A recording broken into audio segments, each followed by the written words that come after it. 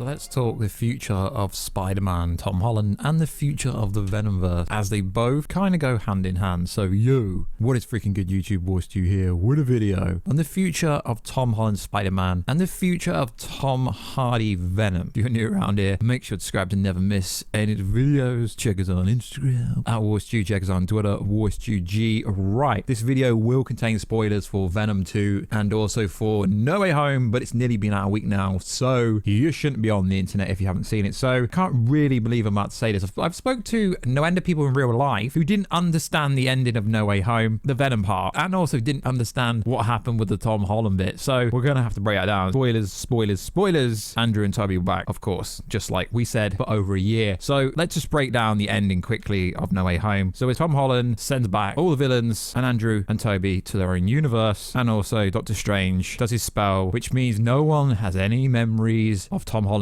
Peter Parker, or Tom Holland, Spider-Man, wiping, brainwashing the memories. So Ned and MJ, his girlfriend, don't even know who he is. He goes to the place where she works. Ned leads us there. He goes there to ask her out, but he doesn't in the end because he sees the cut on her face, and that reminds him that he can't do anything. He's got to keep him safe by staying away. That is the ending of No Way Home. And the Venom part is, at the end of Venom 2, the initial spell sends Venom to the MCU. Now, the part that people don't understand is the part in the No Way Home post-credit scene, which was a bit of a letdown. So Venom is telling Eddie Brock all about the Hulk, etc. Then what happens is the spell happens to send everyone back. And that is why the Venom symbiote and Eddie Brock get sent back to the Venomverse, the Spider-Man Sony universe. And that is pretty much, I don't understand why people can't understand that. What happens is the Venom part of the Venom symbiote stays in the MCU, meaning there is a variation of the alien symbiote in the MCU. Now, here's a quick breakdown of that. So recently, there's been a lot of clickbait going around about Spider-Man 4. So yes, Amy Pascal and Kevin Feige have confirmed Spider-Man 4 is in early development. Now, I've seen a bunch of videos being sent to me, a bunch of articles, a bunch of people on Twitter and Instagram saying that a new trilogy has been confirmed. That is factually fake news. I don't care how big these other YouTube channels talk about is, that is factually fake news, because from the way Tom Holland's talking, he hasn't signed on for anything. Yes, Kevin Feige did confirm the next Spider-Man is in early development, but do you realize how long it takes to develop a movie? Amy Pascal also confirmed that, but very loosely. Amy and I, Disney and Sony, are talking about it. Yes, we're actively beginning to develop where the story heads, which I only say outright because I don't want fans to go through any separation trauma like what happened from Far From Home. Feige said that won't be occurring this time, although that is freaking fake news. There was no breakup. Tom Holland didn't save the deal. Bob Iger didn't call him when he was at the pub drunk. I did not believe any of that. So also, before this happened, something was actually really funny. Is Amy Pascal essentially leaked there was a trilogy in the works, but I don't really think that's true. I think Spider-Man 4 is true. So it went down something like this. Tom Holland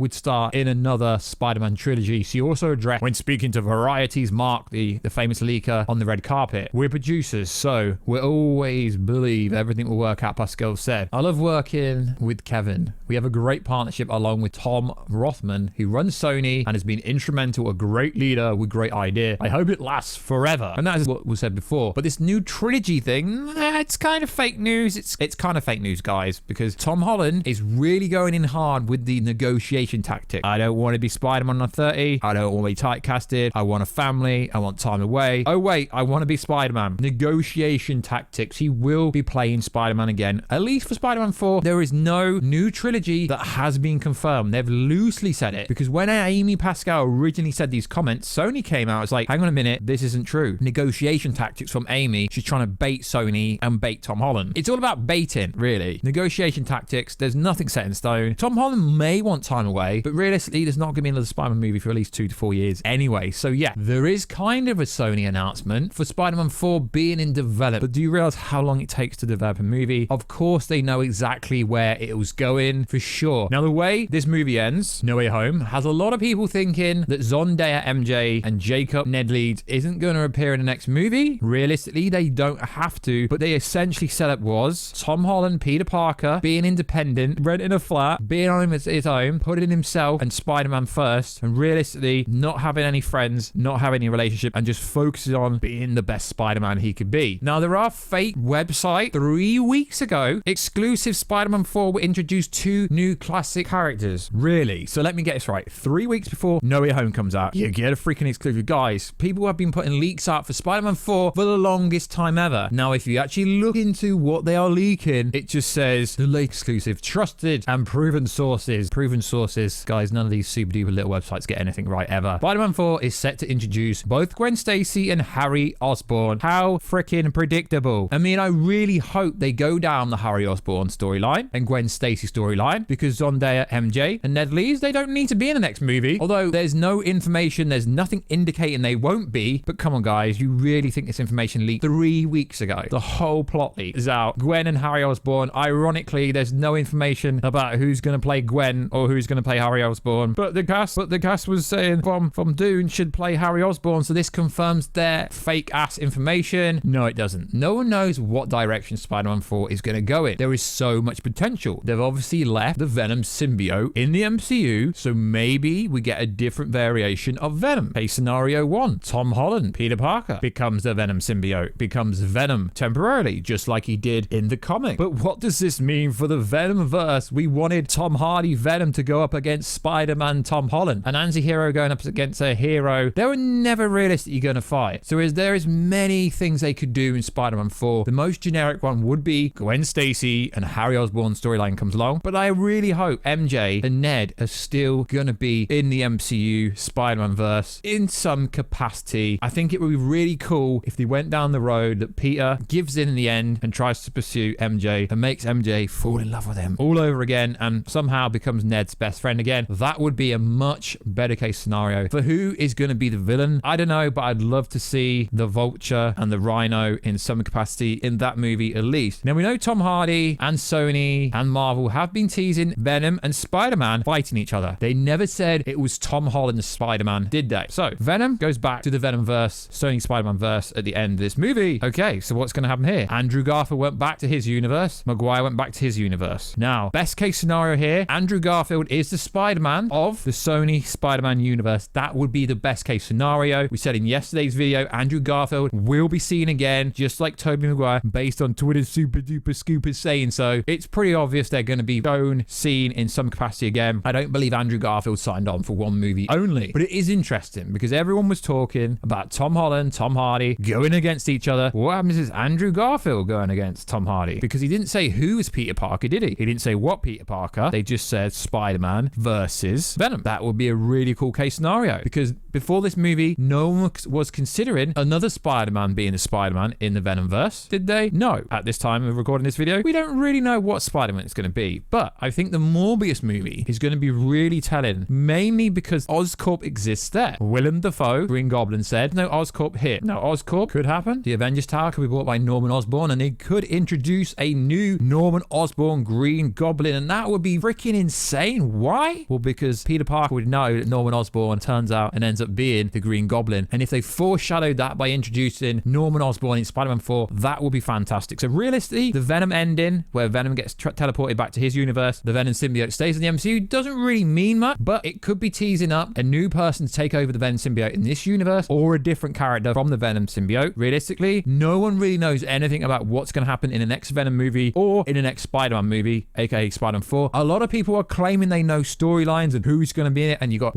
unreliable webs saying, yeah, it's going to be Gwen and Harry Osborn. Realistically, you should have said someone like Black Cat. Be original. This is literally copying someone else's franchise, the Amazing Spider-Man franchise. When Gwen Stacy, played by Emma Stone, she freaking killed it. TASM 3, make TASM 3. The Amazing Spider-Man 3 is coming, and from everything we hear. And if it doesn't come from everything we hear, there's a massive fan outcry. Not quite on the Snyder Cut level, let's be honest. No movie is ever going to get trending like that on Twitter, but it's obvious Sony will listen to the fans. They've already seen $600 million, give or take, with No Way Home in the opening week. So yeah, there will be a lot of a different Spider-Man in theory if they wanted to do that. And we know at some point Miles Morales will be introduced. He's already kind of been introduced in a roundabout way in references. At some point we could have multiple Spider-Men with multiple stories, just like they do in DC with multiple Supermans. So we all want it. It's going to happen. It could happen. It's a year of Spider-Man. So like always, guys, check us out on Instagram at WarStew if you want to see the face behind the voice. Also check us out on Twitter, WarStewG, and also check us out on twitch.tv/WarStew. If you don't agree with anything I've said, please let me know down below in comments. Constructive criticism is always welcome. It really is. If you disagree with my ending explain, let me know what you think the ending meant for the next Spider-Man movie and the next Venom-based movie, Venom 3. And I'll catch you in another video very soon, guys. Catch you later.